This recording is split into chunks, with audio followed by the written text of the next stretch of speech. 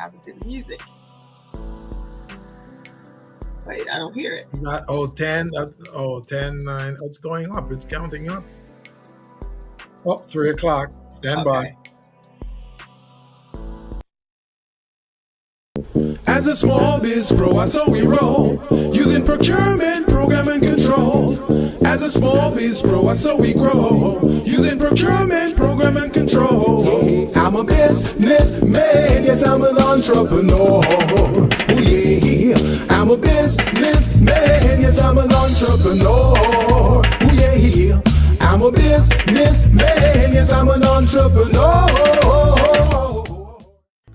Good afternoon, everyone. This is the Business Zone with Crystal and Coach Gilbert Buchanan, your small business paramedic. And today, folks, we're going to have an amazing show. My voice is on vacation, but my co-host's voice isn't. So, co-host, how you doing? My co-host this is his sexy voice, lady. So enjoy. It's a very white voice. Enjoy his sexy, very white voice. Welcome to the Business Zone. It's Friday.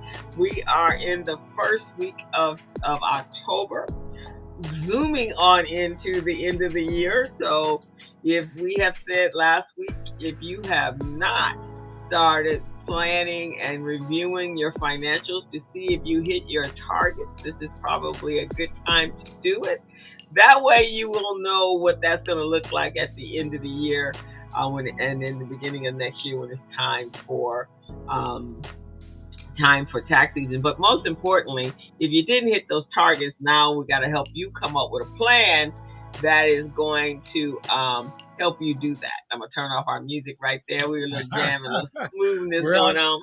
We were having some food music there. Some music, and I don't know if you guys know this, but Gilbert is actually a songwriter, musician, and maybe we can talk Gilbert into creating a little ambiance music for us, Hey. so we can play that in the background. Hey, I'm ready. He's a reggae star. I'm ready. in his reggae world. Hey, Adrian. Andrea, nice that you're joining us, and I do owe you a phone call. We've been playing phone tag all week, but so this is the end of the year. It's October 4th already. We are, I heard today, 32 days away from 32 days, because on the 5th it will be actually 30 days. So we are 32 days away from election. So important that we all get to the polls. We cast our votes. We're not telling you who to vote for.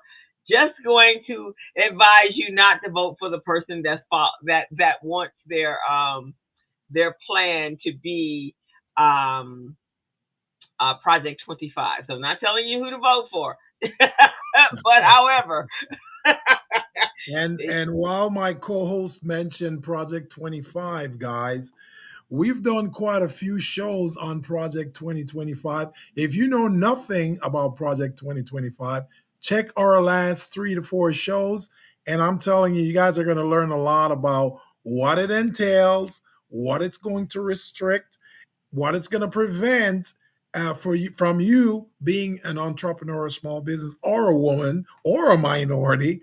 So, guys, you want to be on top of this information, okay? You definitely do. So go all for our September shows. 3 or 4 of them were about Project 2025. Our last show, we took it from a different angle.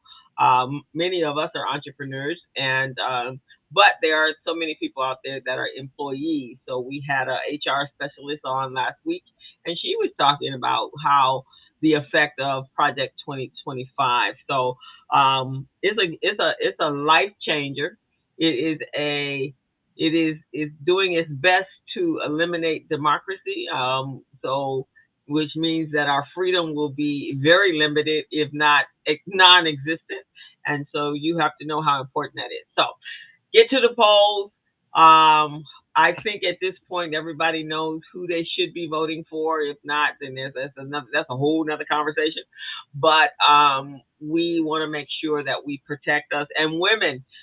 That's why Gilbert and I do so many shows that's dedicated to women, celebrating women, because we are vital in the entrepreneurial business space. So we want to make sure that we have the freedom to launch and run the businesses that we choose to. We are very talented human beings and vitally needed in anybody's country. We are more than mothers and we're more than wives. We're more than girlfriends. We actually have some operational working brains up there that run households, let alone your business. But a woman runs a household. She runs her husband. She runs her children. Manage He's up with money, his underwear and socks because most of the time he can't. budget the household finances. The household finances. She the cook. She the bottle washer. She a washer lady. She the marketer. She the family glue, dude. She's everything you can think of. Yes, she does. And Gilbert, and if you guys have been following us on our show, I know my mother was a superwoman, and Gilbert's mom was a superwoman. And so I am always honoring women, my ancestors, because my grandmother was a superwoman, and my aunts are as well. And I think as a woman, so am I. And I definitely have a special place in my heart for women that do business because just like we said, we wear many, many hats. But at the same time, we manage our whole households to make sure that everybody's needs are met. And most of the time, we're not celebrated for all that we contribute to this world, right? Sometimes it feels like we're, especially if you have a family. Sometimes you probably put their needs before your own needs, and you feel that you're not getting the support that you need when you need it. And so, if we don't get that from within our own households, then it's very important that we uplift you to give you that. And Gilbert loves working with women in his. Love it. So that's what we're talking about today: the celebration of women, supporting them. What do we need to do to make their business world work for them? And that's what we're going to chat with our two amazing guests today. They both are entrepreneurs. Both of them are clients of Gilbert and ours, respectfully, in different capacities. And so we're excited to have both of them here, and we hope we have a wonderful conversation with them. So, as I told one of our guests, I told her that it's like sitting in the living room having a nice conversation. So that's what we're going to do today, just sharing and uplifting, and hopefully seeing where we're going to meet. Andrea says that there are over 400,000 small business owners in the U.S. and they are women, and that is very true. But this information is that of all of the women that are out there, 400,000, we generate, let's say our small businesses, a lot of times we rarely get over $100,000 in revenue. And most of us don't. If you could do the comparison between women and men, women are on that rank as far as how many women are creating businesses with net revenues and gross revenues of over $600 to $1 million is much a smaller ratio than men. Women usually are single member businesses, and men are not. But that is the way you generate more revenue. So we're going to talk about all of that. So Gilbert, other than that sexy raspy voice you got going on, how? Man, I've been working on this voice all week. Oh, you were cultivating the voice specifically for the show because I know that very white voice is. Okay, all righty. Well, Gilbert was busy this week. I've been trying to clean up everything because I'm going on vacation and I'm gonna be gone for a minute. And so I've been trying to get all my clients met and then so I can take this break. So I'm only going to do uh, 2 times during the vacation will I actually be working.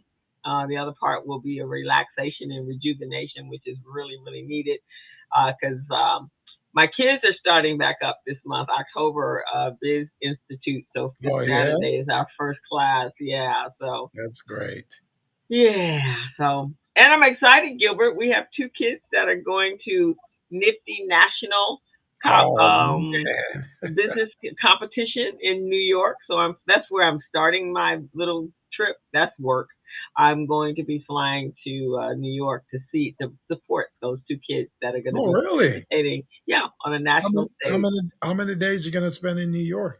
I'm flying out on Tuesday, get there Wednesday, just get acclimated. I got a class I got to teach Wednesday night. And then Thursday is the competition, the 10th. And so, and then I'm getting on a flight to Egypt on that Friday morning. Wow, I love that. That's great, man. Yeah. See, those kids are gonna love you so much. I mean, they already love you, but man, they're gonna appreciate you, man. Because think about it, they're in another state, and they're probably gonna feel alone, but you're gonna be there to support them. You know, Yeah, you needed it. me and Rhonda are going to support our kids. Oh, Both of them came through my class, and then one was in Rhonda's business institute last fall, and or this past last fall, and then one. But the young man that's participating, he was in my fall program, so yeah. that was his first time, and I am so proud of both of them. You know, one of them, she's actually been on the show, Salona. She has the almond cake business, and so Oh she's yes, one yes. of them. Yeah, and then the other young man, his name is Lucio. He actually created a software. It's actually a mobile app that helps students prepare their essays and their applications for college. That is Uh, amazing. yeah, and it's got some AI assisted whatever in there, but not plagiarizing or what have you. But it helps you be able to write an engaging essay Mhm. that will capture the attention of those that are handing out scholarships. So really proud of him. He's 16 years old. So you guys cheer for him and her and Salona. Alan would love for them to come in first and second place. Oh They yeah. receive first place is $10,000, and if they do, whoever makes first place, so hopefully it's one of our kids.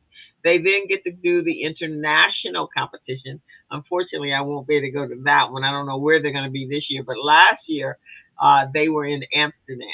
I don't know. Maybe if they do something exciting like that, Tokyo somewhere, I might have to make another international trip.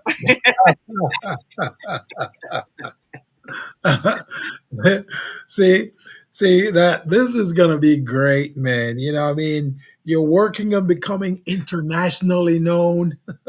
I know. But you know my passion for kids, my passion for making sure that there's a making a way for children. I Yeah, heard a very startling um, statistic the other day. yeah. It was on a TikTok video, and this woman was saying that if your child has not learned to read efficiently by 4th grade, the the system is gearing them up for prison. But you know how they talk about from cradle All to right. prison. Great Then as the grave. so, yeah, that is one of the things that because without reading, which is fundamental, these kids are not prepared for life, and they find themselves in all kinds of situations. But they've been doing some studies, and it seems like children that have very poor reading skills, um, and when they've gone back to see what their lives were, if they got in trouble in juvenile hall or any of that stuff, it has been shown that those children have very low reading skills. Wow. Yeah, so Wow. doing what we do, writing business plans, got to be able to read them. Running a business, you got to be able to read all the documents. You got to be able to read everything, actually. so, Yeah. so at least it's encouraging children to understand why their early education is very important for Mm-mm-mm. them. So Hear that. yeah, so that is what I'm preparing for. So I'm excited about my kids, and I'm excited about the next crop of children that we are bringing in. Looking forward to that, and so that's me in a Mhm. nutshell. Anything fun and exciting for you before we bring our guests on? I have the Hispanic Coalition of Small Businesses in the Inland Empire. They're having their annual celebration because we started, I think, 3 years ago. This is our third year, so we're celebrating that. The first inaugural anniversary was what's this 2024, so Hmm. 2022, October 12th, I believe, at the San Bernardino County Airport. And then last year it was at a hotel. I can't remember it. It's going to be the same place again this year, but it's Okay. been amazing. It's been amazing. So next year we're hoping to do like a combination of Latino entrepreneurs, blacks and other minorities on their stage where they'll talk about accomplishments for small businesses, and it's just going to be amazing. I'll be teaching some workshop series in contract readiness, so I'm very excited about this because after the contract readiness, we need to match them up with opportunities with prime contractors and contract owners. So Oh, that's what we're awesome, looking. awesome. Yeah, You do great work out there as well, and that's so important, making sure we set our business owners up for success. exactly. Um, there's another big event going on October 10th. The Los Angeles Urban League is doing the State of Black LA. It's Oh, October 10th, and it's going to be held at the University of Southern California. They have the topics that they're going to discuss is economic empowerment, health access, and equity, and housing and homelessness or the unsheltered.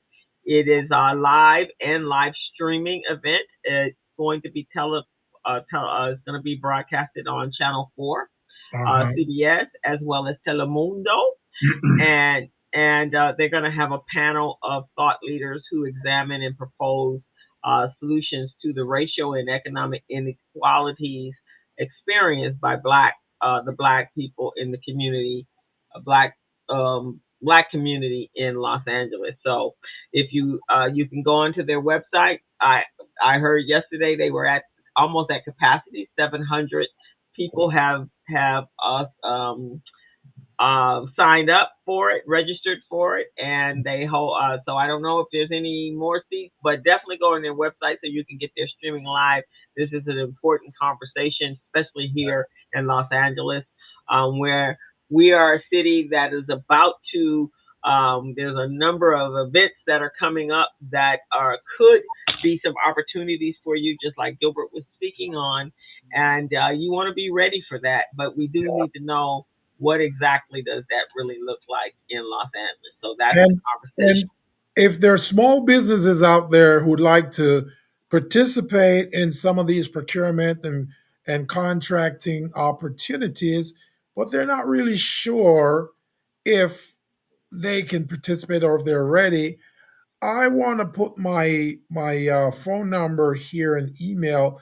You guys can reach out to me. I'll do a workshop on readiness to get you guys ready. So when you attend, you can feel comfortable and confident about interacting with these potential contract providers. Because I know many of you want to participate in opportunities, but you're a little afraid. You're going, what do I need? I'm not contract ready.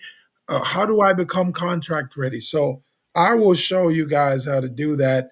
And my co-host also will she'll make herself available, but not for the next 2 weeks, guys. She's gonna be on vacation. so you can Yeah, call me in the next week meantime. I am going to rest. My co-host is going on vacation to rest. To rest. But after that, November, I'll be coming back. I'll be so full of excitement and rejuvenated. Whew, boy, I can help you guys do anything you want by that time. So, co-host, somehow the chat is not being activated for me, so I can't see who is in the chat, and I can't respond to anyone in the chat. Oh, okay. No one's. AJ, Andrea was the last person to chat. You can't see it on this side. No, I can't see my chat. So, go up to the top there and see if it says overlay. See if you. Yeah. I think you switched that button off. So switch it. I think it's off. There you go. It's supposed to be on. Yeah, it's supposed to be. No, you're supposed to be off. So it's to the left of us. Yes, it's off. Okay. All righty. But the chat still doesn't work though. That's what I'm saying. Okay. That's interesting because I can see it over here on my side. But anyway, let's here's bring the on our last one right there. guest, that was Andrea Drain. She said about the 400. So that was the last one. All right, let's get ready. First, before we get ready for our guests, we would love for you guys to go over to our YouTube channel and hit the subscribe button. And once you get over there, hit the like button. We have over 850 something, or it may be more, archive shows. We've been on the air for 8 years. We've worked extremely hard making sure we bring you quality content that you can take away and utilize in your business. And so go over there, hit that subscribe button. We are growing our channel. I am excited. Gilbert's excited as well because we have reached our we've got 1,700 subscribers. We've been working hard to even get to that 1,000. So that's we're continuously to grow. So we're going to ask our two guests, if they haven't subscribed, to please go over to our channel and hit that subscribe button. And then you go over to the archive, and you can, Gilbert and I are business coaches, and we love to help our business owners in our community. And we have a whole archive library of how-to videos on how to launch your business, how to create your financial structure for your business, how to market your business, how to prepare yourself for business readiness, bank loan readiness, and contract readiness. That is what we do. So we ask you to hit that subscribe button. You can take a picture of that QR code and it'll take you right to our channel. And then all you have to do is hit the subscribe button. And if you like any of the videos, please hit the like button as well. Okay. So we're going to bring our two ladies on. Let's see how we're going to do this. So I'm going to bring one on first. I got something happening here. I can't. Okay, there you go. I didn't see the button. Hello, ladies. How are you? Hi. Hello, future cookie dippers. Welcome. So we're celebrating women in business. And what happened? Oh, I kicked you back off. Sorry about that, Dr. Adele. No problem. So this is welcome to the business zone. Welcome to the business zone. Thank you. We're so happy to have you. As we said, both of these ladies are actually clients of ours through one through GLAC, right? The Greater Los Angeles African American Chamber of Commerce. Yes, GLAC and LA Urban League. Okay. Yeah. And Dr. Adele, I met her through the Urban League. But Gilbert, I think you met her at GLAC, or was it Urban League? Yeah, I met Zakia at the BEP program at GLAC, and Dr. Adele, I think she was a part of the Urban League when we first interfaced. And then after I left the Urban League, she was working on her own, and then she abandoned me for a little while, and then all of a sudden she called out of the blue. For good reason. Hey, this is Dr. Adele. It was for good reason, Gilbert. Don't take it personal. I was in school. Oh, okay. You are forgiven, because I was taking it a little personal there, getting a little offended. Well, they're both here now, and both of them are in business. Zakia owns a company called the Cookie Dip Company, and she's going to tell us all about that, what inspired that, and how long she's been doing that. On her LinkedIn, she's also on LinkedIn. You guys can follow these ladies on social media, and we're going to ask you to do that because that's going to be one of the ways you support women or anyone in business is to follow them on their social media, subscribe to their channels, subscribe to their website. Christmas is coming up, so we definitely want to be able to support Zakia with the cookie dip because we're probably going to have some guests over, and that might be a little extra pizzazz to the company's dessert menu, right? Well, Absolutely. I got all kinds of Absolutely. questions for her. I got all kinds of questions for her about this cookie thing because, I I had got an all kinds of experience. answers for you. Good. Because I There had an you experience last week and I went to Walmart because, everybody knows that I'm an addict for oatmeal raisin cookies. go. So I went to Walmart and I got some of those. Man, I mean, it was nice and I like the soft cookies, so it was nice and soft and fresh. Love that. But as soon as I take the first bite, when you eat contaminated food and you can just feel it immediately go through your system? That's exactly Absolutely. what I found. What happened?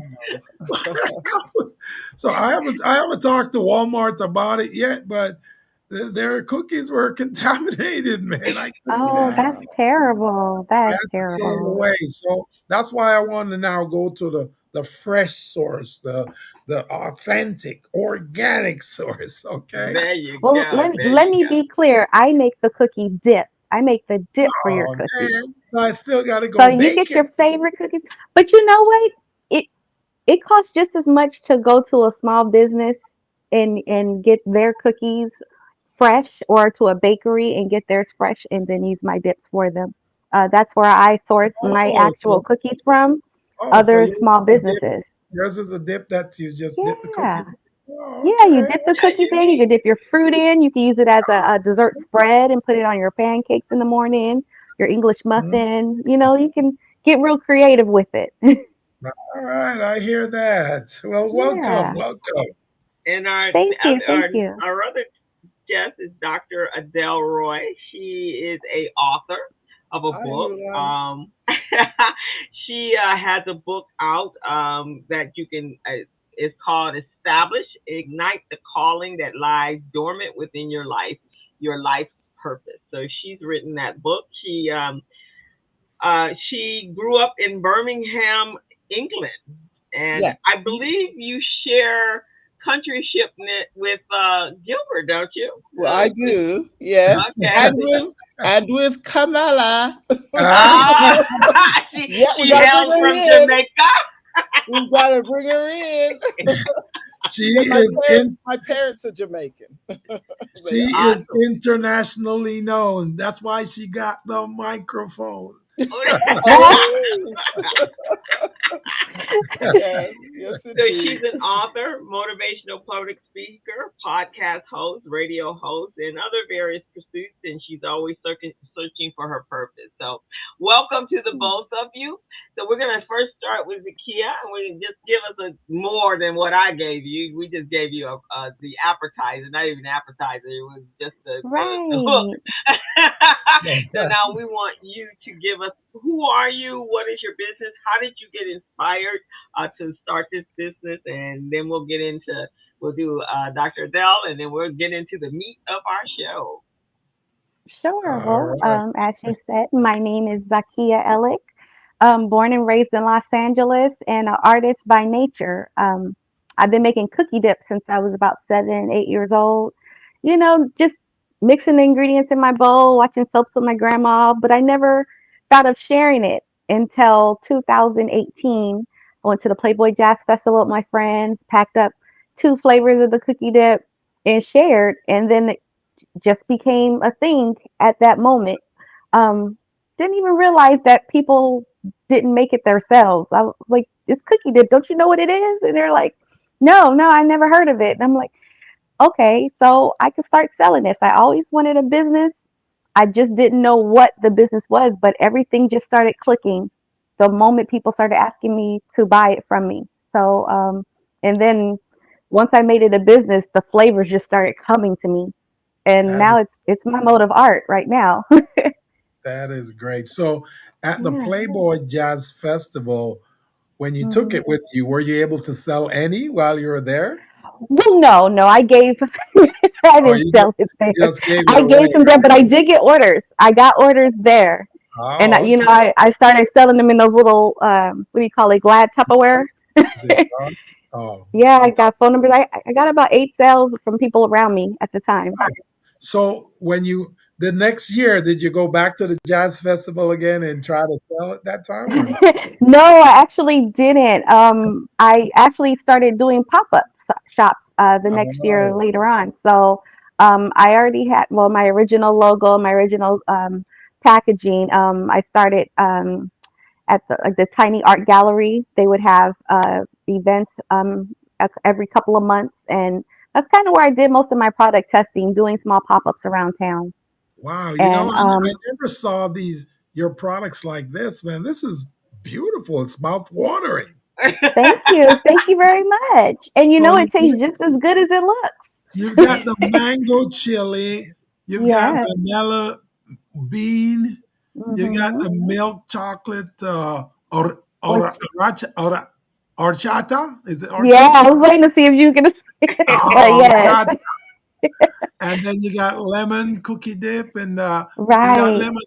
So Crystal, that lemon one might be good for my throat right now. Yeah, it might be. And this It, is it such a unique idea. Yeah. I think that when I met her, the first time I had heard of anyone a cookie dip. I mean, generally you can dip it in milk. That's the only dipping that I've ever done with my cookies. But I think this is such a clever idea. It just adds a different flair to regular right. old cookies. Right. Spice up your life. I've always been a creative snacker. Because me and my family, we don't do simple snacks. Like, even my son, learned how to make pesto when he was 3. Like, we make hors d'oeuvres. Like, we don't do just You know what I regular like. old snacking. You know what I like about this, other than the nice labeling. I like the jars. These jars remind me of old time, old fashioned jars that Yes. my mom used to open for us. You know, with stuff in it. We couldn't wait. You know. Yeah, right. And that's the feel that I want you to have. Like, Yeah, it gives you a sense of comfort because it's definitely comfort food. nostalgia, right? Yeah, Yeah, exactly. the And packaging is you will beautiful. remember your first cookie dip experience. Oh You'll yeah. remember it. And you'll remember the flavor you tried first. So Mm-mm-mm. this might So be great for Christmas gifts. I'll have to, yeah, because I like to do different, more yeah. unique, personal Christmas gifts, like for my close friends. And so Absolutely. I'm going to be looking into that. And so you can use it for cookies, but you were just mentioning you could put it on pancakes and toast Yeah, and yeah. Use okay, it as a great. dessert topping. Exactly. So You can waffles, even use it as a cupcake waffles too. filling. Waffles Oh, too. Yes, waffles as well. Dip your Yeah, donuts, your churros. Milk chocolate or chocolate tastes really good with churros. I like that so mango chili Yeah, looking one though. That looks mango the chili. packaging is beautiful. So, what was the inspiration? How did we come about Cookie Dip? I know you said you like unique stuff and you're an artist. So, how did this come about at the age you were when you first created it? Well, every Friday my grandmother would pick me up from school and we would Hmm. go to Boys Market. I'm dating myself here, but we'd go to Boys Market and I she let me cook whatever I want on Fridays afternoon. And I always tried to Okay. make bread. I don't know why. I always tried to make bread and it always came out nasty. And so, like, I would, I would, I would sit in there and I would soothe myself by putting together a dip and crushing my cookies over it, and I would just sit in the corner and pout and eat my cookies and dip. And so was the dip supposed to disguise the crappy taste of the bread that you made or it was just, honestly, it was just made to make me feel better, you know, honestly, because, like, and also too, like, every holiday, my older brother would make ambrosia salad. And Mhm. I just wanted the cream out of the ambrosia salad and with the cherries. And then so I would basically the recipe started with me trying to replicate the cream in an Yeah, ambrosia salad, and right. then it kind of changed over the years. And then I started adding flavors to it depending on what my mood was. So that's kind of how it really kicked off because I didn't like half of the ingredients in the ambrosia salad, like the coconut, the walnuts. I didn't like any of that. I just wanted the cream. Oh, okay, So okay. Zakia, how long have you been in business? When did you get started? And when you got started, what type of marketing plan did you put in place? Okay, so I did start 2018. Um, didn't really start selling until 2019. So it's been about 6 years. At the time, didn't have a marketing plan. Didn't know what direction I was going in. I just knew I wanted to get into stores. Lots of product testing. Had to learn my market, learn who my customer actually was. Um, learn my numbers. Once I learned my numbers, I kind of found my customer base. And Um, then you got hit with 2020, huh? Which slowed then you I got down. hit. Oh, it's stopped me completely until the summer of 2020 when the grocery stores started, stocking the ingredients I needed back in, and then I started offering curbside pickup at my house.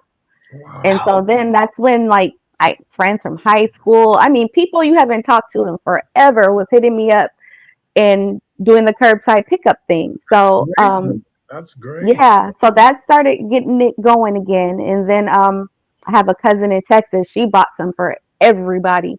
So I was shipping everywhere after that. And then also 2021 I started producing pop-up events.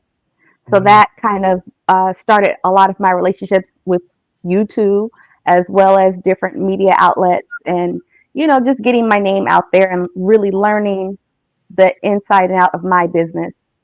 So you know me, I'm always forward looking. I'm always taking a macro approach to entrepreneurship and businesses. So you Yes, know that the FIFA World Cup is coming up in 2 years in 2026, yes, and I then am gearing up for that. The Olympics are coming up in 2028. hmm So are you And gearing then the up Super for Bowl. the Yeah, the Super Bowl's coming too, back to LA too. the So Super Bowl as well? So I hmm just want to I'm very aware. I want to share this And with the you. and the All Star game is going to be here. And the All Yes, Star Game. Yes, yes, Cookie Dip needs to be at every last one of those events. that's right. So that's why I was getting ready for you, so that, we can hit the ground running. That's why So you haven't heard from me in a while. just so you know, for the what do you call that? The Super Bowl, right? For the Right. for the Super Bowl, when I was at the Urban League, we have a partnership with Pepsi. So Okay. Pepsi would request that we send them a list of small businesses in the food service who can provide services the day before the Super Bowl, because they have a party. They always have a party Okay. before, and lots of people show up, lots of Right. vendors. So maybe you can try to get on that list. And since you're a I would participant love here to be on at that the list. Urban League, so stay close with Coach Crystal so that she can alert you of that. And Absolutely. they usually have grants too around about that time. So Yeah, Right. ran one and it just finished up, but there should be another one coming up at the beginning of next year. And Right. so you want to jump in on that. There's a couple of programs that are out there at the Los Angeles Urban League, so you can go over to their website and start signing up for that sort of stuff. But I Okay, love this great. idea.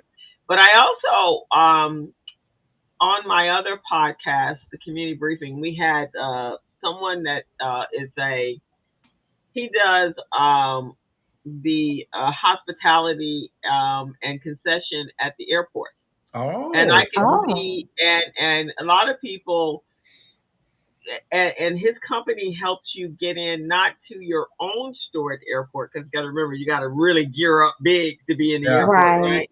But Right. however, to be to have your A product supplier, to be a in a supplier, right? store, like at a Hudson or something of that nature. He has a couple Yes, Hudsons in three different airports, I believe.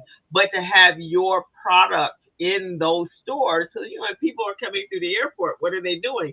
They're picking up right, gifts that's indicative to the city that they were in, and being able to pick right. that up, or this the last minute gift because I didn't get anybody anything in California because I was so busy having fun. I forgot about those people until I got to the airport. Right, right. The grab. So being in those type of stores and novelty stores um, would be great as well, Yes, especially bakeries that yes. have the cookies already, but they don't usually have. They need the dip. When I met you, this is the very first time that I ever heard of cookie dip. Really, really. Yeah, Okay. Yeah, the airport is actually one of my goals. yeah, yeah. So Yeah. he helps businesses get into the airport by giving you Okay. unique ways of getting in that you don't have to meet that very large capacity, and Okay. but you can come in on another. You can come in through another avenue. So I would love that information. that's I will. somewhere thought process. So entrepreneur. So having your own business, was this something that you've always wanted, or did you kind of just like kind of fall into it, or how did that thought process? Because I mean, one having a product, but being an entrepreneur is Right. the whole shebang. No, it's definitely something I've always wanted. I was kind of raised in the culture of being a business owner. Um, Both my parents were entrepreneurs. My grandmother was an entrepreneur. So it's kind of in my blood. Um, Also, we work for these big companies, and I make millions of dollars for them, and I can put these talents to my own devices and make millions of dollars for myself to have something to pass down to my family.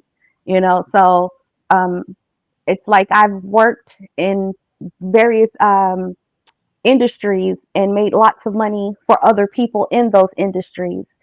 Just Mm, learning how to start is the hard part. Learning how to, get it started and get up to that point where you are just generating that money and that income is the hard part. But yeah, it's like I can do this for these. I could be help salesperson at your stores. I can streamline your accounting process. I can do all these things, but I could do them for myself, and I have the passion to do it for myself. and that's amazing because I always tell clients that when you work, and which is a good thing that you work for someone else, right? Because Hmm. you get to see from the inside exactly what it takes to run a successful multi-million dollar company, right? But when you Right, go in, you're learning. They're for free, basically. You're learning all this amazing stuff. They're paying you to learn all this right, amazing stuff. And when it's right, time, right. right, they're paying you to go, okay, this is how I become a CFO, or this is what I'm doing. The marketing, they're giving you all the tools, top of the line tools, and then you go, you know what? Exactly, When I leave here, I have this skill set, right? And now how do I apply this exactly, skill set to my own business and their business model method and to my business to exactly. grow my business? So I always tell people, for me, that was the PhD program, right? I went to work I for someone agree. specifically so that I could see on the inside. And I worked in the accounting office, so I really got to see how the money came in, how the money went out. Exactly, exactly.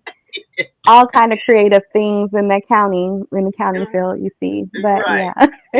What to do when you're running out of money? How much panic do you really need to do? Exactly, exactly. I've learned, and that's how I always approached employment from the beginning. I've Yeah, always approached it as far as getting skills for myself. yeah, and that's what and I encourage my kids, the kids that I teach to be entrepreneurs. I want Hmm. you to go to college because it's very Hmm. important for you to see what college looks like, right? And Right. how and then so that you can get a degree in whatever, but you can specialize in a in an industry that nurtures who you are. And then once you go get that Right. job, then how can I take that whole industry and make it my own, right? How can I create my own Exactly. business in that? So Exactly. very important, which is going to lead us over to Dr. Adele because, and then we're going to come back and have our conversation about all of the other part because her book is about pursuing your purpose, right? And that's really what we're talking, right? You got to start from a ground space, and then you have to be able to take that and really make it uh, really take that and create what you will make you happy, that will drive you for your life. And so, Dr. Dell, I'm going to share your book as well because it's very important that we do that. So I'm going to stop that share and share the next one. And so she had a book that is called Establish, Igniting the Calling That Lies Deep Within You. And let me get it to the right page. All right, this is switching. No, it's not switching. So hold on. Let me stop the share and get it to the right page. And then we're going to ask you kind of the same thing. What was the inspiration behind starting your business? Did you know this is what you wanted to do? What was the inspiration around writing a book? Because Gilbert and I have been talking about writing a book for a while.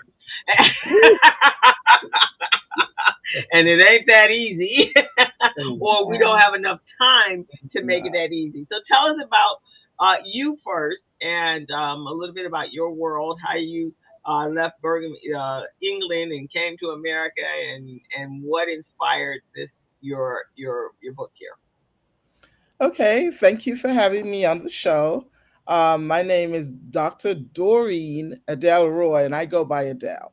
Okay. It's easier for everyone to remember, especially because of the singer. So, but anyway, the reason for me coming to the US was initially to connect with my sisters. I had two sisters here, and one of, well, they may not be alive right now, but anyway, one of them deceased, and I know for sure. But anyway, I came here, and I tried to connect with them, but they had their lives and a lot of issues going on, and Mm, so pretty much I was left on my own. mm, I had to grow up real quick and in a hurry. And so I eventually met my husband at my job. And so we got married and started having a family. And soon I realized that there was a calling on my life.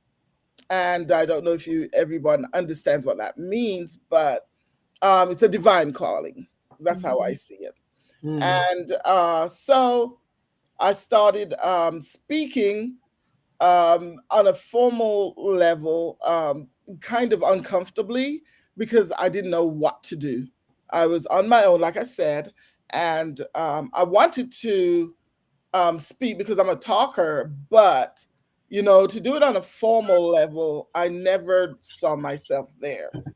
And so I remembered, I used to go to the prisons in Georgia, especially the Georgia women's prison system. I spoke there for a while and to crowds of 300. These women were hungry and they wanted to listen to what I had to say. And also, I spoke at a school, and this was my first real encounter with speaking, first of all. And so I remember that day when, I felt inspired to call the school. I said, no, I don't want to call them because I don't really know them and what have you. And hopefully this will inspire someone else or help someone else along the road. And so I ended up calling and, trying to get a speaking engagement at this high school. And when I called, the lady, I said to her, and I kind of knew her just through my kids. And I said to her, are you looking for someone to, offer an end of year speech? And she said, she stopped. And there was a silent moment, a pause. And then she said, well, yeah, the person that we had scheduled to do a speech canceled on us. Mhm. And so that made the opportunity available to me. And I remember that occasion, it was speaking to over 300 people because there were parents there, students were there, parents were there, and the hall was full. And Wow. and yeah, this was like a first time real, yeah. So, That's an opportunity, man. and so I wrote a speech, and to tell you how inexperienced I was, the speech was over an hour, hour long. But the good thing about it is that not one person moved. They Oh, all wow. sat and listened to the speech, and I had two little fidgets in the front. If you see my clip that I have, but they were the only ones that were messing around, and then they would stop and listen, and then they would fidget, and then But outside of that, those two, everyone was tuned in to what I had to present, and I poured my whole self into that. And plus, I created a poem that was a mile long. And like I told you, I had no idea how to be a speaker, so I created a mile long poem, and they all wanted the poem at the end. And so that was my initial meeting. And at the end of that meeting, a young man came to me. He was, I assume, he was Muslim, because his sister Mhm. was wearing a hijab, and she came and she was nodding her head like this. And I was going, what's wrong with these two, And so they came up to me, and my husband was there and standing there, and we were greeting everyone. And they came up to me, and the young man, and I'll just, put his voice to this, ma'am, ma'am, you don't know, but you saved my life. Oh, wow. Wow. He said that to me. I was almost floored because I was already a counselor, a licensed counselor, and I wanted to take him aside and say, pray tell, what's going on? But I couldn't do that because he was a student, and you have to get permission for the most part. I mean, there are rules and things like that, but just to cover yourself, you need to get parental permission. And so I couldn't ask him exactly what were the details, but after that was over, I went to his counselor, whom I did know. And I said to her, oh, he came up to me and he said, you saved my life. And she said, yeah, there's a lot going on there. So that just gave me perspective, on that. And so it was later on after that that my husband and I were sitting at the dining table, and we were just talking about our stuff, just stuff. And then all of a sudden, I said to him, I'd never experienced this before. I have a download. And so I said, whoa, this is really strong. I went ahead, got a notepad, wrote down what I felt. And then I went ahead and continued talking. I said, okay, I'm empty. I feel empty now. And I started talking with him again. And then I felt another download. Like I said, it really felt strange, something inside of me, and I should write. And I wrote down what it was that I was ought to write. And so then I had to take him to the station to go to work. And so I had to drive him. And I said, you know what, you drive. And because I need to write. And I wrote all the chapters for my initial book as I was driving in the car. Oh, And wow. so it surprised me that I could do that because I had never spoken to anyone about writing a book. And so Wow. after that happened, I was like, okay, so now I have to fill it in. And it's Mhm. almost like you're writing an essay. I'll just throw that out there. It's almost like that. Now, of course, it's not going to be structured the same, but it's almost like that. You write the outline and then you fill it in. And so that's what I did, over the period of about a year and a half, 2 years. So I can't even remember That exactly. trend, So, I'm sorry? sorry, that transitions me into my next question to Yes. you. We had another guest on our show. She's a writer, an author, a coach, and all of that. Sigrid, Oh, Sigrid yes. Caste Yes. from is she Australia. Germany or Australia? Australia. So Mhm. you actually work with Secret and Yes, I from have. Gilbert, right? Yes, Gilbert referred you to her. yes. You guys referred her to me. Right. So we, the business zone, Coach Crystal and I, we referred you to her, and I hear it went well. So you want to tell us about that interaction with you and Miss Secret? Sigrid Oh, Caste? yes. Actually, I wanted to just say to you, I didn't get my information to you in time, Right. but I have two books. Mm-hmm. And Oh, I wanted to refurbish, if you will, the first one, which was Pursuing Purpose, and I added so much to it that, and I renamed the book Establish, and that's the one that you see on the screen. Okay. Is that okay. the one that Sigrid helped you with, or no? She helped me with both of them to upload them because I had already written them.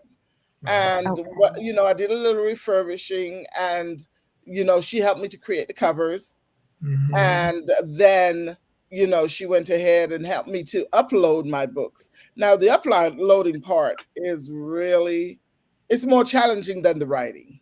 Yeah, the Mm. publishing part is Oh, the wow. publishing part. I think women we have challenges in business, right? Generally, those challenges are lack of funding. It's really challenging for women-owned businesses to find funding.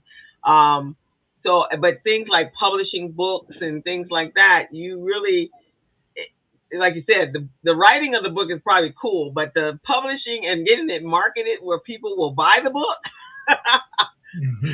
is the challenging part of being an author, I would say. Do you find Yes. the same? Yes, ma'am. Absolutely. It is challenging because the market is flooded with books.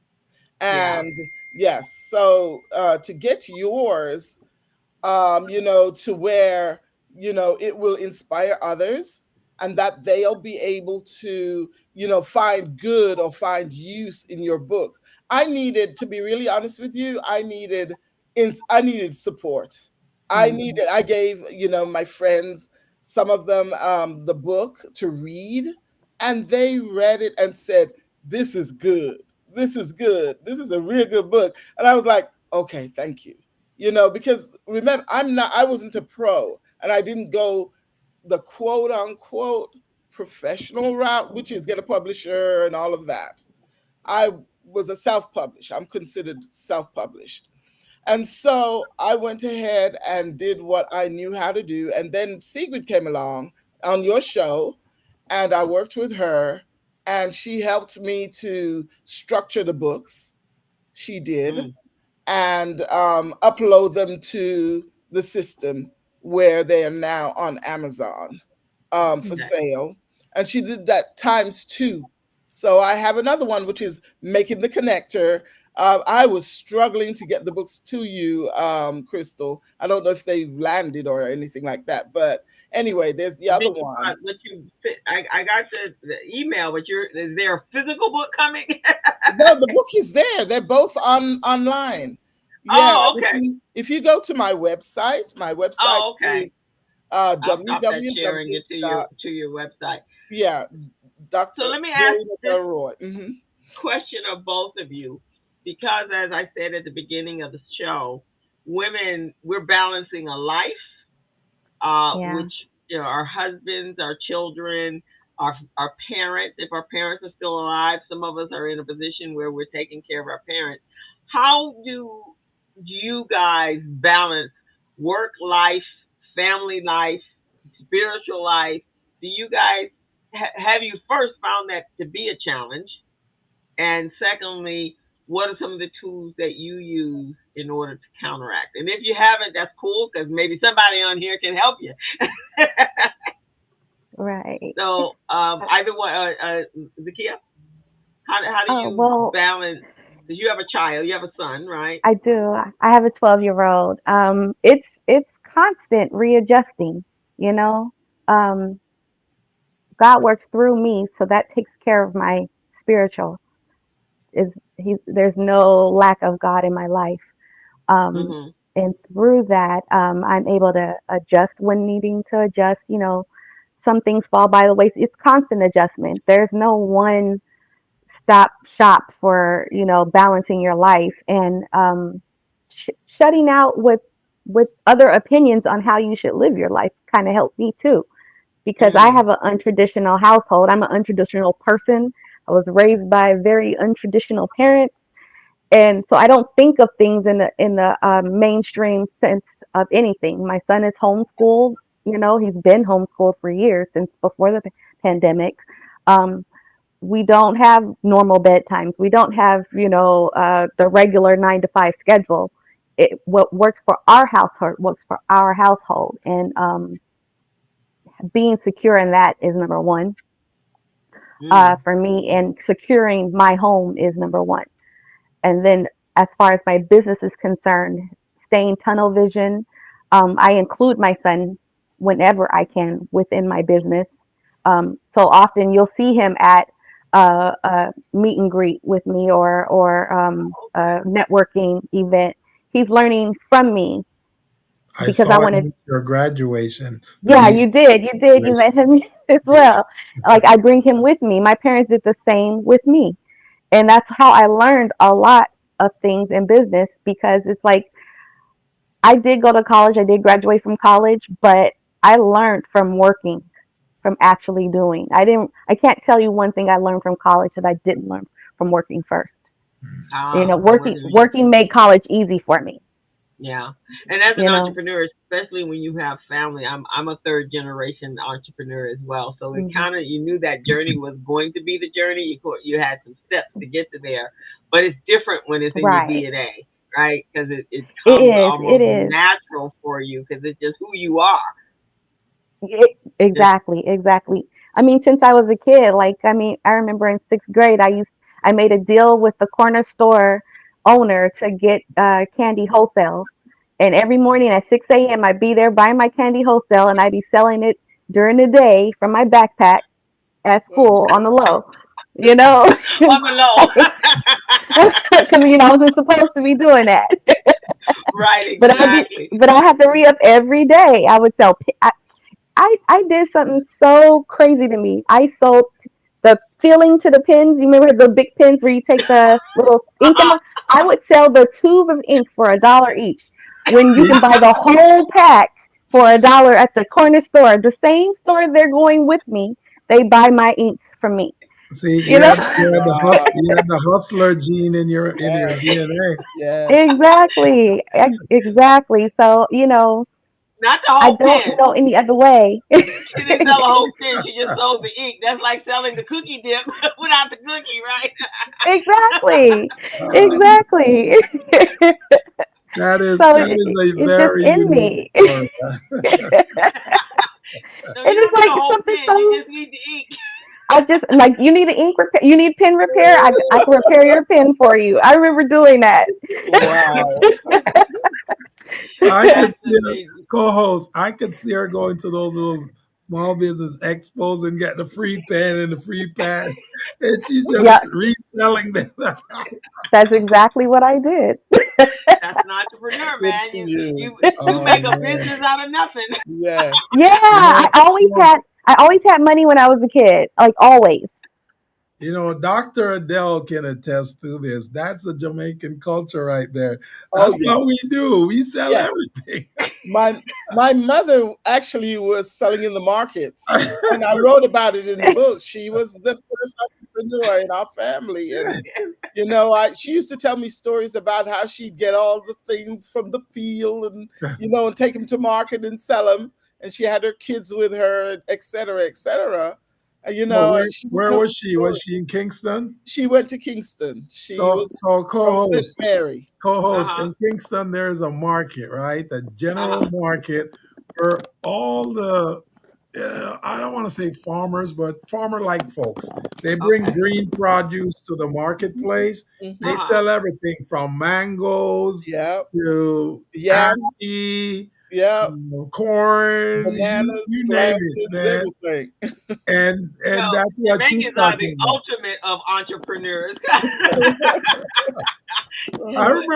I remember even me, I was doing that, I was selling breadfruit and Yeah. other things. Yeah. That's what he did. Bananas. Yeah. Yeah, that's Jamaicans are the ultimate in entrepreneurs because you got to have. How many jobs you got, man? 5, 10, Yeah, 15, man. 20, right? Got 10 jobs, man. Yeah. So, same Yeah. question to you, Dr. Adele. Yes, How do ma'am. you manage? You have children as well, and husband. My children are grown. Thank you, But God. That's the only way I could go back to school, get my doctorate, and my husband had to talk me into staying in school at times because it was so difficult. It was really, really difficult. Okay. And when it became so challenging, I said to him, I can't do this. I said, I think I'm ready to quit. And he just stood there and he said, no. So in other words, he invented. No, I didn't leave, but I was telling him I was about to quit because it was so difficult. And he said, nope. That was the answer. That was my response. And I said, okay, well, I guess that's, and because I felt guilty because he had supported me so far, I said, how could I quit? And you know, that's something you said something very. So I don't know, as a woman, because you have other components to your life, right? Yes. So you do feel guilty pursuing something that's just about you, right? Yes, that too. So, right, you feel like you're taking away from your family, and do I really have that right to take away from my family?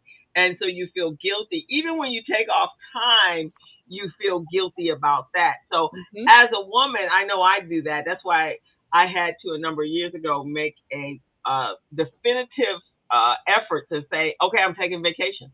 And that's what I'm doing because it was important for me to do that for me. Yes. And but I know as a woman, sometimes that is a challenge for us in order to take out time just for self. Gilbert, as a man, do you ever feel you don't feel that, do you? Well, I do feel it, but as you know, with us men, our job is to provide, and and so that's just the front of my brain, about providing, provisioning. And so those other things, even though there might be challenges or they might, impact my ability to achieve certain other things, I just put that to the forefront and just keep pushing forward. But yes, I do need a vacation like you, co-host. I haven't had one, man. I haven't had one in 10 years. Wow, yes, it's time, guys. It's important because you have to go. Okay, did we lose? We lost Zakia. She can't hear us. Yeah, her audio's not working. Maybe tell her to go into setup and try to set up the audio there. Yeah, or just come out and come back in. Right. Yeah. That might be it. Sometimes and if you got anything else open on your phone or whatever, close out the other file, the other tabs, because that will pull out. Sometimes it's hard for the system to navigate, process through all of that. So that might help you. Hopefully you heard that part. So that's one thing. So while she's getting her we're gonna talk about your other book while she's getting coming back on. So your other book is called Making the Connector. Yes. Right? Understanding the power of connections, finding your purpose. I must say the cover of your books look really pretty though. So how do you come up with those designs? Well, the first one, someone, I think Sigrid kind of pushed that one a little bit, and it was like, okay, this is making the connector. The established one. Oh, established. Yes, and I kind of pushed the other one. We were each pushing one, and so I found the image for the Making the Connector one, and we just went with it. I like that. That's really nice. Yeah, they stand out. They definitely stand out. Yeah, the black with the white and the yellow, really, especially when you're talking about your purpose, right? Yeah. Yes. Establishing your purpose. That's really important. And so if you were in a bookstore and you were feeling lost and you came across this book in that big Yes. yellow Your Life Purpose, like, okay, I got to buy this book because, man, I'm having problems, right? So Yes. that's very eye-catching. And purpose will pull you. It's very spiritual. I want to say that it's spiritual, not religious. It's Yes, spiritual. is different. And I give you an example. I'm going to bring it up, Crystal. That I went. Someone got me a ticket to go and see our next president, Kamala Harris. I went to her rally. Yeah. It was really great having that experience, and I'm going to post things online about that later. But anyway, while I was there, I met this young lady. And she, for whatever reason, she felt she needed to talk to me. And she said, what are your qualifications and what have you? And I told her, what I've done and all this stuff. And then all of a sudden I looked at her in the eyes, and her eyes were welled up with tears. And I was like, what did I say? And she said, you don't know, you're confirming something for me. It was meant for us to meet. And I said, even at the rally, I'm meeting folks and sharing stuff. So I was able to talk to her. We hugged her twice, someone I didn't know before. And I was able to talk with her. She had some tragedies take place in her life. And I was able to just talk with her and just hear her out, just hear her, and she was able to talk. But it was just the fact that I bought tears, I went to the rally and bought tears. But like you said, when you're on a journey, yes. And I get this a lot, especially, because I don't necessarily seek out my clients. My clients get to me through the organizations that I contract with, right? So it's not like, I run out and I do a whole marketing thing and I know who I'm bringing in. Y'all come to me because you're with an organization that I happen to be a consultant for. So I don't even know who I'm going to get. I just see a name and they're like, oh, okay, let's have a conversation. But a lot of times, and it's an arbitrary thing. They're choosing that person to come to me. And I've had a lot of experiences where they're like, oh my God, I was just having this conversation yesterday. How did they match you up with me, with you? And you're saying exactly what I needed, that validation that I needed to say, okay, I can go to the next step. And I always find that kind of unique because I'm listening to them and I'm going, oh, okay. And then I'll say something being who I am. And then they're like, that's what I needed in order to move forward. So yes, you're right. When that purpose, when you're in line with your purpose, for where you're supposed to go next, it does. It shows up exactly when at the you right need it, time, and with the right time, and then the people that you need are in place for you at the right time. And that's exactly what Making the Connector is about. Okay. The concept of Making the Connector is to help individuals understand the importance of showing up at the right place at the right time for the right purpose. And and sometimes it's for you also. You might be the individual that needs to be there at the right time and make an encounter, an opportunistic encounter. And if you're not there, you miss your opportunity.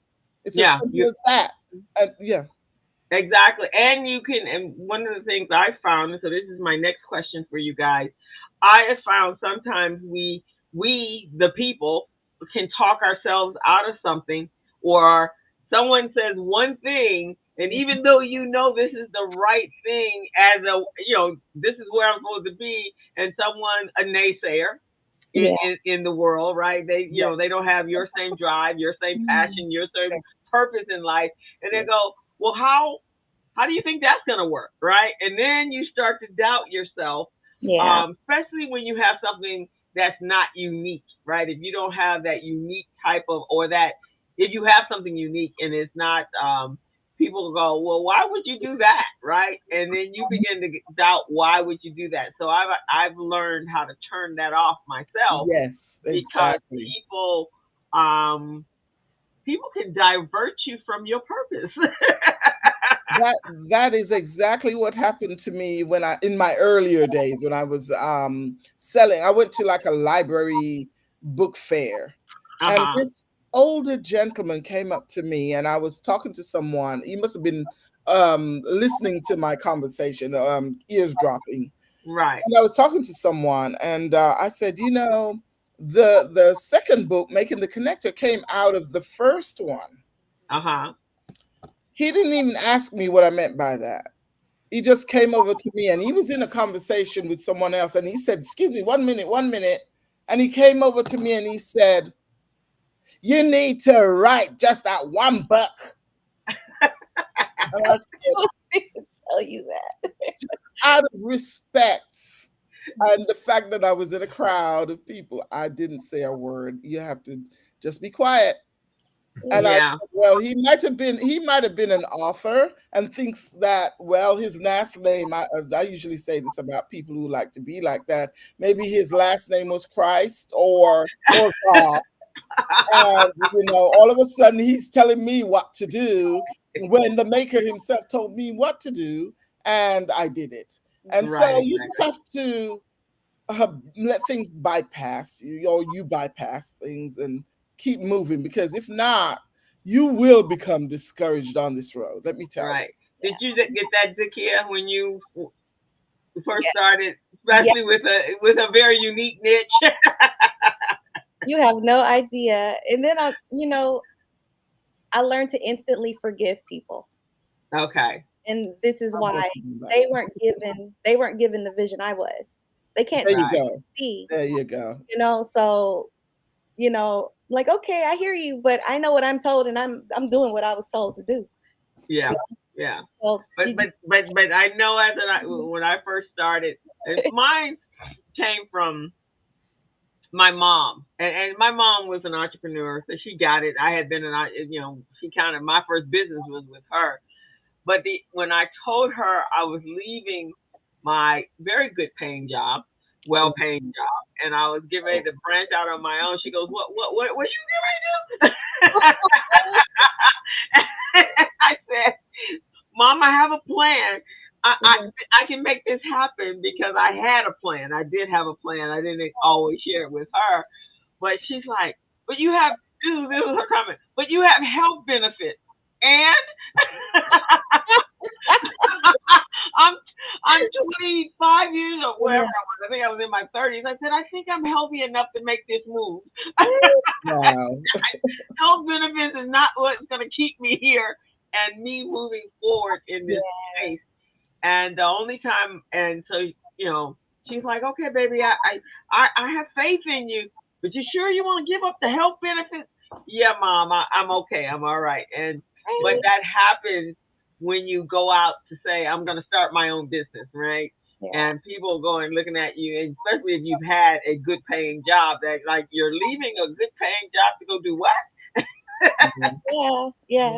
I mean, at the end of the day, you're the one who have to deal with everything in that work environment that's not what your calling is. The microaggressions, the depletion of your spirit, because that's not what you're meant to be doing.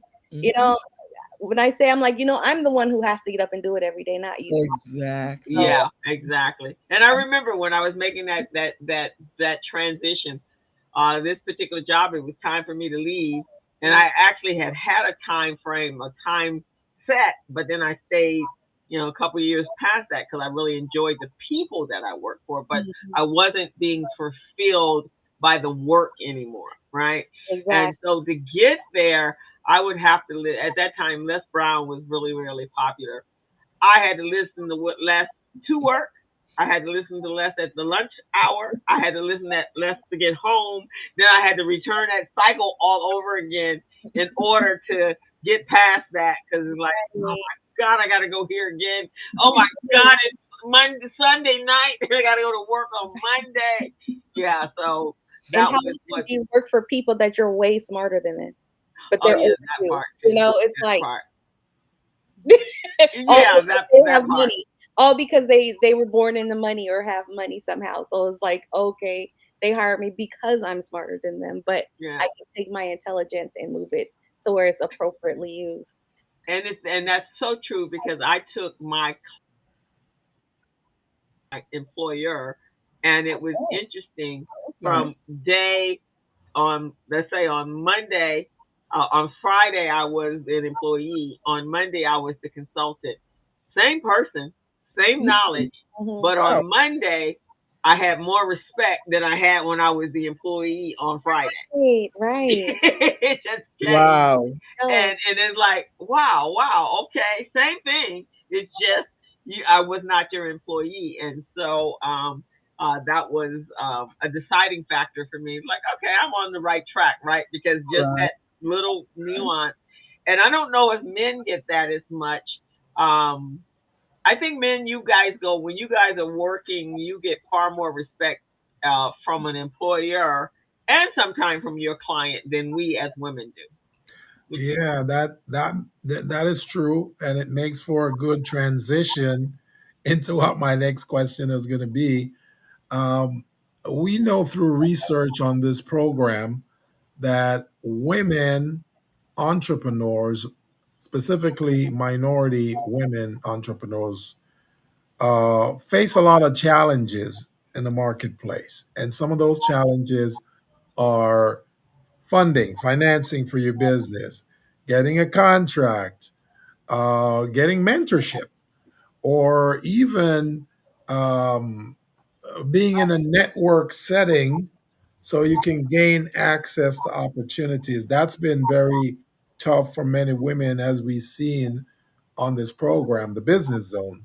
So I'm wondering for both of you, female entrepreneurs in the marketplace, what are some of the challenges that you experience while trying to grow your business? Any of you? capital. Capital. Capital. All Yeah. right. Um, raising capital is a that's a job in itself. Yeah. So I start my day off, the first 5 hours of my day is searching and applying for grants. You know, Mm, that's every day. And yeah. then on top of that, looking for other opportunities, trying to, when I do receive the grant, maximize that capital when I do have it. I have plans for every increment of money that I receive, down to like the penny. So it's using it wisely, using it in when we do get capital in such a way that it can move our businesses forward in some type of way. I do invest in education with myself. Getting honestly, joining GLAC and the Urban League have been my most steady mentorships, period, and most impactful mentorships thus far. So that's a big deal. But also for me, coming from a middle class family, I'm not around people who have or are used to an abundance of money. So Yeah. trying to find those circles of people where that conversation is different than what I already know is a challenge for me. Uh, So before I ask my follow-up question to that, Dr. Adele, I'm going to have you address the same question. What type Okay. of challenges do you experience in the marketplace while launching, running, managing your business in the marketplace as a minority woman?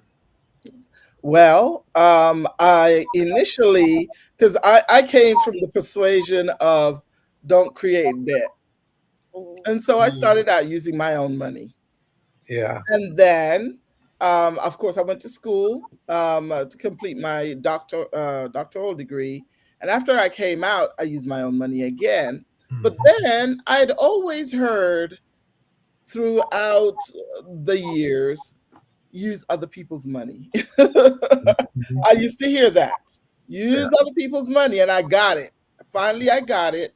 But So you got other people's money or you got well, the that's the concept? thing is that it's hard to obtain that no Yes. matter what. It is. You have to in order to secure other people's money, they want to see $1 million worth of sales. Oh, maybe not exactly that. I'm exaggerating. But they want to see. They want to see that.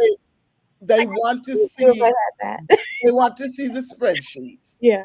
And so, you know, you have to deal with all of that. And so, until such a time comes, and they actually, you know, actually give you the money, the funds land in your account, then you just have to keep doing what you're doing.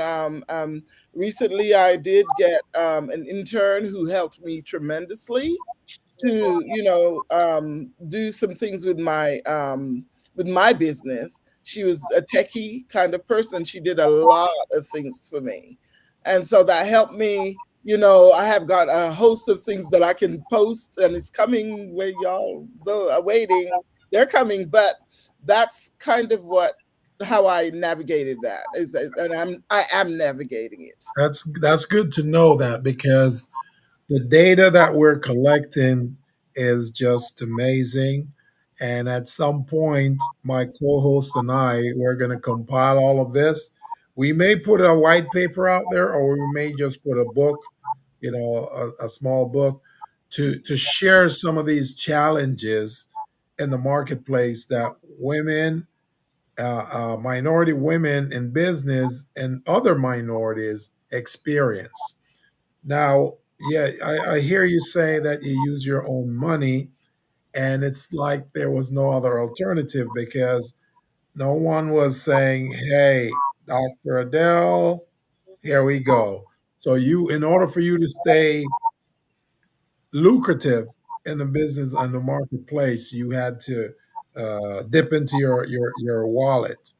The same thing with you, Zakia. yeah. It's the same thing with you,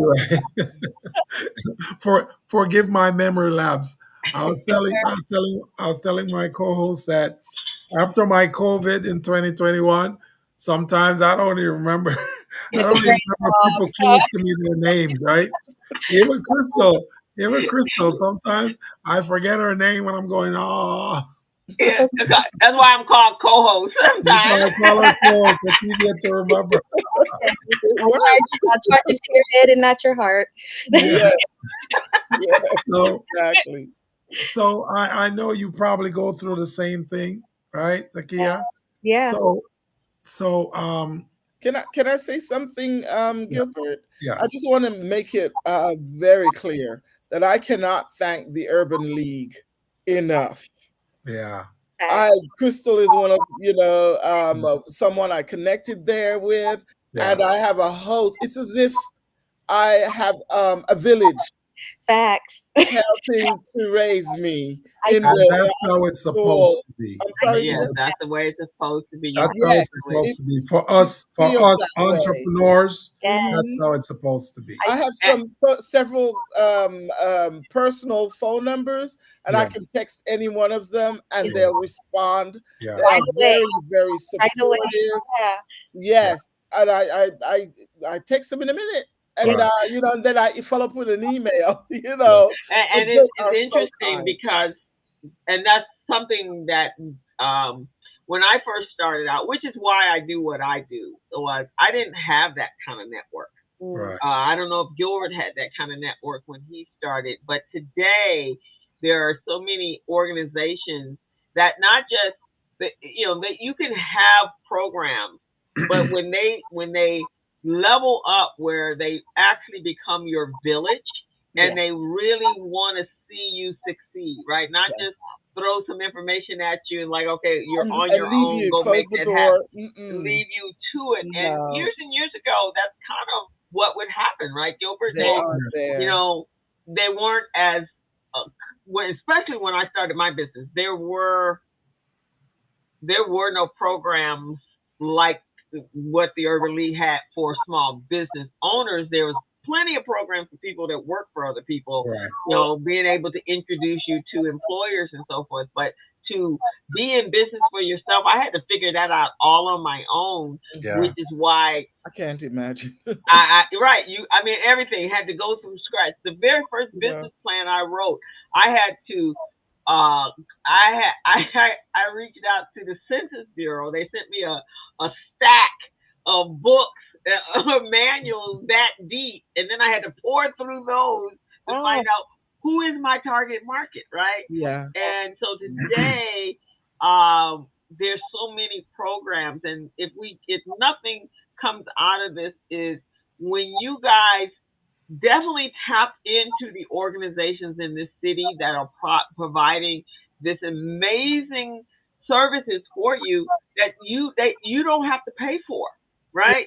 Yeah. And it's not, Adele just came through the MBDA program with the Los Angeles Urban League, meeting some amazing connections. Absolutely. Right? That is handing you their personal emails or their personal phone numbers. Yes, please call me and let me introduce you to X, Y, and Z. Yes. That's what we need as entrepreneurs, right? We can come up with the idea, we can come up with the product, but how do we get someone in line? Because one thing I've learned that I think for the first 10 years, my family had no idea what I did. And I see this a lot. My sister, she's a real estate agent, and some people in the family will go off and buy houses. I said, why didn't they call you? She goes, I don't know. I guess they didn't know I did this. Like, what? So you don't get that from the home. Yeah. And even in your family, they don't pass you around like that, right? It's like, oh, yeah, go call Adele and go get her book. Every one of us probably got family members and extended family members 10 deep. But when you go to sell a product, where that should be your right. And see this village community approach that you're talking about is something that we purposely launched in 2021 when we launched the SBA Navigator program there at the Urban League, the Los Angeles Urban League, because we knew that there are other agencies out there providing some services, but it wasn't as how should I say collaborative as the way we did it there at the Los Angeles Urban League. I mean, I handpicked the people I wanted to be a part of that program. I brought in Crystal to do the bookkeeping and accounting. I brought in Chacha to do the marketing. Yeah. And then I had what's her name? Rhonda? No. Gloria. Gloria that does. We brought in Gloria to do the finance and the other stuff, pricing, right? Yeah. Well, when we did that, we had a nice cooperative there because we have those services. Plus, I provided procurement assistance and readiness, and I provided certification support services. So all of those put together would help entrepreneurs like yourself become ready so that they can feel competent and confident to go out and look for contract opportunities. Right. Now, the part that we didn't get to was the part that both of you just discussed, expressed, the financial piece, to get opportunities where you guys can, get a line of credit, because that's really what you guys need. You need lines of credit. You don't need loans, not right now. Yeah. So we were working on getting you guys lines of credit, and then, some things happen and changing the program, and then we never get that realized. So I'm hoping now with Crystal there doing her thing with other folks, they can recognize that that's a big part of the missing link, the capital piece, right? Because that's what you guys need. Even if the start you out with 20,000, 30, up to 50,000, that's a good start for a small business. You're writing your book, you're going to need some funding for that, for cover, to marketing. Yeah. Marketing part. Yeah. The marketing part. Well, and I'm putting it in the ether system, our new president, Kamala Harris, President Harris, says she's going to provide $50,000 for entrepreneurs. You can do a lot with $50,000 for a startup business, and because that's the problem. Generally, those, especially if they're traditional bank loans, they don't come until you after 2.5 years, and you have to start generating revenue. But to get to that revenue generation, you got to have money to really put it into marketing. So because that's the most important piece, I think, for a small business owner, is getting a marketing budget that you can consistently stay in front of people's faces, right? Because the more people see your product, the more people will want your product, but they got to see it. And generally, we have to do organic marketing with, a flyer here, a flyer there, utilizing our social media. But if we don't have a big social media, then we have to pay to someone to really drive that for us. So that is so important to do that. And so all of our organizations out there, and Andreas was saying also the SoCal Black Chamber of Commerce is out there. You have the PCR, the Hispanic Coalition of Small Businesses out there as well. You have GLAC, Greater Greater Los Angeles African American Chamber of Commerce, and there's some others out there that are really there to help you. They do recognize now, especially during the pandemic, because there was so much money flowing around to those agencies to be able to grant money. But as a new business owner, you do need grants. And Zakia, you hit the nail on the head. When people are going for even loans, but if you're doing lines of credit and a grant, but especially loans, you want to use that money for marketing, because that generates revenue. Employing people, because that generates more revenue. Education, because that generates revenue. So the things that you use that money for, new equipment, if you got to produce a product, that all of those generate revenue. So when it comes time to pay that loan, you have the money to make that happen. So very important to that. We're getting ready to get close to our hour. So some of the things that I wanted to say to our audience out there that's listening. So what are some of the innovative things that you can do in order to support these ladies? And I just, Adrian just said you are who's that from California Beacon? That's Cha-Cha. Cha-Cha's actually on the air. Cha-Cha! Cha-Cha is on the line. Cha-Cha, I wish I could see you in the chat, Cha-Cha. My chat is not working. And Cha-Cha says, don't forget her name. Too. Love her to death. I think you can Cha-Cha Gilbert. Cha-Cha. That is true, Cha-Cha. I forget your name sometimes. But when I forget Cha-Cha's name, I say the marketing lady. The marketing lady, right. Definitely that, yes. You two are amazing and so inspiring. And so Cha-Cha is one of the consultants over at the Urban League. But here's the thing I want to say to everyone that's listening to these two ladies. They are very inspiring. I've actually worked with both of them. So how do we help our small business owners, especially our small business women owners? Because we got some unique challenges that men don't have. So one is share their story. If you meet them and you love their product, don't keep that to yourself. Go tell everyone in your network about them. Follow them on their social media. Yes. Go back, and if you buy their product, give them a testimony on their social media pages, on their LinkedIn pages, on their Instagram pages. Cheer them and uplift them, because when you do that, everyone else will do that. Yes. Next one is connect them with other entrepreneurs and business leaders that can help them move to the next phase. That's one of the things I do in my practice. I am always referring you to people that try this person, this person, this person, this person, because who knows how they can help you. Yeah. Next, promote their, I already said this, promote their products and their services on social media. So I'm going to tell everyone to go over to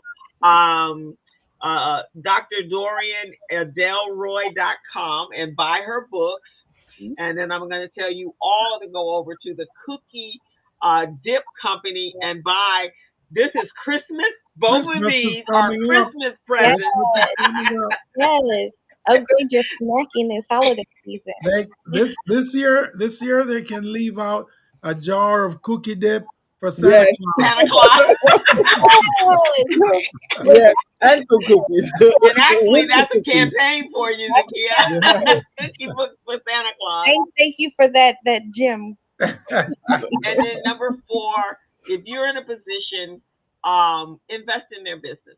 Find out, give them a call and find out what they need and invest in their business. And sometimes that may be time equity, right? That may be you having a service that you can, and then let's keep that ball rolling. In addition to being this co-host for the Business Zone and and the business practice, I'm the co-director of Recycling Black Dollars. So it's all about recycling them Black Dollars guys out there, supporting each other, uplifting. And then finally, co-host, before you go to your next point, I think you should remind the audience, since you're the co-executive director of the Recycling Black Dollars, please remind the audience how long the Black Dollars stay in the Black community. Can you remind them, please? For 30 years, it's only stayed in the community for 6 hours. That is pitiful. That is pitiful, guys. It's pitiful. 6 hours. Consumers. That means you get paid at 10 in the morning, and by 4 o'clock, the money is gone out of the community. Wow. Yeah, the money is gone. Not my money. Yeah, because you go to the white bank, you go to the white supermarket, you go to the white cleaners, you go to everywhere else, but you don't get it back to a black hand. So yeah, we need to do that. And then that final one, mentor, be a mentor. If you've been in business for a long time, really help those business owners, help them through their next hurdles, so that they can reach their goals and scale their business. One thing that we want to do is and this is from those of us that are consultants, yes, BSEDC, they have amazing loan programs and line of credits and all kinds of programs over there. So Vermont Sloss and Economic, these are all these in this community that are out there working for you. But here's what I want to say. And Andrea said, it takes a village to raise a village. And we need to raise our expectations of ourselves. Yeah. I'd like to see when you guys come to me with your financials, I'd like to say, whoa, you were here last year in your annual revenue, your gross revenues and your net revenues, and now you're here. Oh my God, you made a 50% increase in your revenue. That's what I would like to see. That because now that positions you differently, right? You can hire an employee when you consistently have revenue coming in. And if you're hiring an employee, then that's helping you maximize your ability to increase that revenue. Right. And so that's what we're asking for everyone out there. Support these two ladies and support every other business owner that's out there, because it's hard work to be an entrepreneur. It ain't for the weak. It's not. And it's not for the weak. So here is what my contribution is going to be, because I like what my co-host is saying about supporting, and Andrea also said, it takes a village to raise a village. So everyone already knows that I gift a lot of service every year to small businesses. I gift more than $25,000 in services, coaching. I give away my platform to folks. You guys have gotten my platform, for free. And, each person who received that platform, they're receiving at least $1,000 in services. So I want to do one additional service for you guys. So my co-host just talked about, making sure that you've got the financials in order. In Small Biz Pro, my procurement platform that you guys use and small businesses in our program use, there is a section in the cash flow management section that shows you guys how to really prep up your balance sheet. It also shows you how to prep up your ratios. So when you go to the lenders to get a line of credit or a loan, you can brag about the status of your ratios.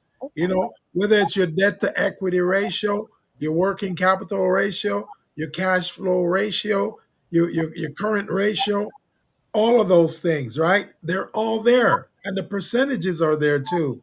That will show you if you're ready. And it will make it very difficult for the lenders to deny you funding. So I am going to host, I'm going to host a class on that. Okay.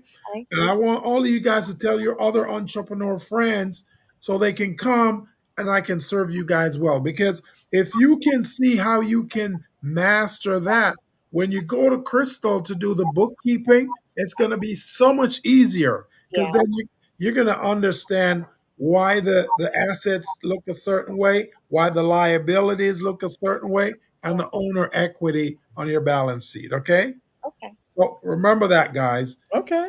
Spread the word, and I'll do an announcement also. Okay? I will. Okay. And you guys don't have to pay for that workshop. Oh, That's my contribution to this community. Okay? Thank Awesome, you so much. awesome. Gilbert, you're just magical. Thank you you, both co-host. for Thank being you. being a guest. Chacha says, Gilbert, you and I thank us for sharing our knowledge, our platform, and support. We're sent from heaven. I told her she also is amazing and being and sent from Chacha, heaven. Chacha is phenomenal. I love her so much, man. She's done so much in my business for me. You don't Yeah. know. It's Me just as amazing. well. Me as well. Yes. Yeah, so in It's fact, we got to have wonderful. Chacha back on. Yeah, When we I get need to back have her from back Egypt on. because Yes. she has she's got another project, a program that Yes. she just launched, Yes. and we wanna tell the world about her. But a shout out to all of the organizations out there that are doing this, and these are the products of a number of organizations. And I say this um, to a lot of my colleagues. We have a nucleus of programs that are out here, and we all I've met you guys in every different capacity of coaching that I'm in, whichever agency, because we're all trying to find the information that we need to help us be successful. So shout out to all of the organizations we talked about today: the Los Angeles Urban League, Vermont Slauson Economic Development Center, GLAC, Greater Los Angeles Chamber of Commerce, the BBA, all of these organizations, the Southern California Chamber of Commerce, because Crenshaw Chamber of Commerce as well, they're all here to support the minority business owners in our community, and they're doing a fantastic job. Since the pandemic, everybody has stepped up like tenfold. And so as we close out the show, ladies, any parting words? And then after that, Gilbert and I are going to be ready to sign off. And this has been a great show. We've enjoyed both of you. Thank and we you. want everyone to uplift our ladies and make sure, don't just uplift them with a voice, uplift them with the cheddar. So Cheddar. maybe, ladies, maybe what you could do is just give the audience your contact Contact information, Yeah. how they can get a hold of you, whether it's email, phone number, website, whatever it is. Because for Christmas, you guys got to have a little something under the tree as well, right? Yes, Would be absolutely. nice. Right? Yes. Well, you can reach me at my email, cookiedip@thecookiedipcompany.com, or just simply send a DM on Instagram. That's _the Cookie Dip Company. Either way, I get to you right away, the fastest through those two methods. Perfect. Awesome. Okay. And to contact me, pretty much everything to do with me is on my website. It's www.drdoreen, DORYN, Adele, ADEL, Roy, ROY.com. So that's Dr. Adoreen Adele Roy.com. Everything that you need to know about me and how to reach me. You'll see my books there. And if you know of anyone who's needing a speech, I am available, and everything is on that site. So please visit my site, and also connect with me on social media. Make comments. You're free to make comments. Please do that. Thank you so much. I appreciate you putting that up there, Crystal. Thank you, and I really appreciate you guys coming to listen to us tell stories, and thank you to Crystal and Gilbert. Thank you for allowing me to come on your platform. It's a great one. I enjoyed myself. It was a great meeting. And meeting Makaya, is it? Did I say it right? Zakia. Zakia. I'm sorry. See, Zakia, I'm not the only one. See, I was close. Okay. Okay, I was really bugs in the store, so it's all right. Awesome. So Zakia, when are you gonna have samples of those cookie dough so people can check it out, man? The next free samples are my pop-up event I'm having. I'm not having. I will be vending at is Ventura Place Night Market in Studio City, October 17th. Yeah. We'll be there from 5 to 9 p.m. Yeah. So that will be my my next pop-up. But as far as samples are concerned, hit me up. So on your milestone, your target list, you should have Costco's and Sam's Club on that list. So you can get to those guys. You see what I'm saying? They are. I know it's a little too late for Christmas for them right now, because they usually start taking their Christmas orders from July, somewhere around there. But at least for next year, because remember, they got other holidays coming up. Exactly. You got Valentine's Day coming up. So now it's not too late for to get in there for that. So that's what I'm talking about. When you do that, just make sure you give me my little 3% cut. Okay? Hey, you're gonna make that what's wrong with that? Fires for me. Oh man, this has been a great show, guys. I love this. Awesome. You guys are awesome. We're going to ask everyone to go over to our YouTube channel and hit that subscribe button, and especially our guests, if you guys are not subscribing to us. You are welcome back anytime. We love just interviewing and highlighting our women entrepreneurs, our minority-owned business owners that are here in our city. You are both awesome. Many of the comments has been about how inspiring you two are. To the business world, and we as women have to stick together, because we're in business. I wish I could see some of those comments, man. This is amazing. Yeah, I don't know why you didn't get comments this go around, but I put some up on the screen. Well, you have to go back and look at the because they all been. Let's see what we got. Let's see. Andrea says we need to be the manufacturers of products that we buy. That's a good point. Very good point. Let's see, I already did that. Andrea says, yes, you both are very inspiring. Also, lines of credit is just the way to go. Yeah. So there was, so that's pretty much it right there. But we want to thank you all for joining us today. This has been a great interview. We're for the next couple of weeks because I'm going on vacation. We're going to give Gilbert a vacation as well. So the business zone will be on a bit of a hiatus. So you can go over. We'll be replaying a couple of our shows that we've had over the last couple of weeks. Probably the next two will be about that Project 25 to keep y'all reminding you the danger. Remember the Lost in Space? Will Smith, danger up ahead. Danger up ahead. And in case our viewers are watching this and enjoying themselves and they're wondering, what kind of program is this? I've never seen this one before. This is the Business Zone, guys, with Crystal and Gilbert. We're on every Friday from 3 to 4:30. And if the show is interesting, we'll take it closer to 5 like we did today. So we want to let you guys know that. And if you're an entrepreneur, you too can be a guest on this show. Just reach out to us. My co-host will tell you how to do that. But we really want to have you on this show, and make sure you go to YouTube and hit that subscribe and that like button, guys, because that's going to enable us to provide you guys more resources, more materials, so you can help to grow your small business as well. So, Crystal, do you want to put the contact reach out to me? information? I'll put my contact information in. I'll send you over the sign up form. Is also over on our LinkedIn page, and it's on our Facebook page. You can find it right there on the front page, how to sign up and get on our show. Before we leave, also, if you hit that subscribe button, you'll get our contact information over there. It's over there as well. There's a link in every description of our shows episodes, and you can get it there as well. Cha-Cha says, it's my pleasure to promote these two businesses. Zakia, will there be a promotion on your website for the holidays? This is the marketing lady talking to you guys now. No, there is. And Adele. Did she say yes or no? Yes. Oh, yes, good. Yes, there will be.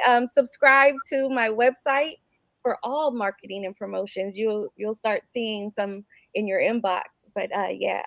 And Zakia, are you leaning on Cha-Cha? You gotta lean on her because she got some unique approach. With Cha-Cha, okay? We are very, very tight. We know. Can I tell you guys a secret about Cha-Cha? Because I haven't mentioned it. Cha-Cha used to do business and work for Groupon. So those coupons and all of those things. So you guys can incorporate that in your marketing strategy. Trust. You see what I'm saying? Yes. So you guys should lean on her so she can show you how to get that happening. I do. And and Adele, she wants to know ebook. Yes, I have ebooks. Both my books are in ebook form on Amazon.com. Awesome. Okay. Yes. And is it in Audible? Because I'm going to tell you something about that Jamaican accent, or anybody with any kind of accent. Boy, y'all can sell a whole lot of books just with your voice. Yes, I chew that, man. Yes. I had an audio book, but I have to update it. Please do. And it should be your voice, because I tell you, when you have the Americans love the British accent and the South any kind of accent other than American. They are really into that. They'll buy the book just so they can hear you talk. Well, now you told me that, I'm going to start working on it. There you go. Yes, man. Every me come more clean on. You know, I was listening 1,000 more subscribers. One of my favorite authors is Malcolm Gladwell. Yeah, and his mother is Jamaican, and so he was on the top news extension show, and he was talking to somebody, and someone said, "Oh, I like the curry goat, man," and he said, "Oh yeah, I like the saltfish." I was like, okay. See, just put it in a foreign accent, and man, they just go nuts with that. So make sure that you do that. And Gilbert, before we turn off, I did not know that Marjorie was Jamaican. And she said, and I went, wait, what? She told me. I was cracking up. I said, man, I told Crystal a long time ago when we were in Morris Media, you remember? We were talking about tennis. I said, yeah, she's Jamaican, but you forgot. I didn't know, and she was telling me how you guys. I was like, "Why are you guys having that conversation?" She said, "We speak in patois," and I went, "Why is that happening?" So that was a conversation. That was hilarious, man. That was hilarious. Yeah, I'm trying to get Crystal to speak patois, man, but we have to send her back to Jamaica first. Yeah, you have to send me to Jamaica because mine comes from New York, upstate New York. That's where my accent is. But ladies, it's been awesome. Thank you so much for being a guest today. I've enjoyed the show. It will be on our YouTube channel, so you go over there as soon as I finish doing. It's on there right now. It's on there right now. It's on there now. It just is streaming live. You can also find it over at LinkedIn. You can add your comments over there. Go in there, put your email, your website and stuff, and just send it out to all your friends and family. Because I gave them some challenges, so we need them to get those challenges. Yeah. To support you guys, your village, and it's over at Facebook, and there'll be some little clips that will be there that you can take also and put them on your website. Okay, so it's been awesome. We're gonna tune out and sign off for the day, and next week, guys, I won't be in town, so Gilbert's gonna get a vacation as well. And but our show will still be airing for the next 3 Fridays. So don't just tune out. We will bring some other episodes back, and you guys can tap into that. So we want to thank you all. Have a beautiful weekend, and we will. So co-host, yeah. Did you ask Zakia and Dr. Adele if they already subscribed to the Business Zone? Yes. Okay. When we came on, that's the first thing. That's the first thing I said. And you know, I was already there. Your other entrepreneur friends. I was already there. But I will go back and subscribe from my business page. But please do. Please do. Subscribe to my personal page. We're trying to get 2,000 subscription by the end of this month. And you will. Yes. Yeah. So we're 300 away. So yeah. Thank you guys so much for being our guest, and we will see you soon. Bye, ladies. Thank you. Thank you. So as a small biz pro, so we roll, using procurement, program, and control. As a small biz pro, so we grow, using procurement, program, and control.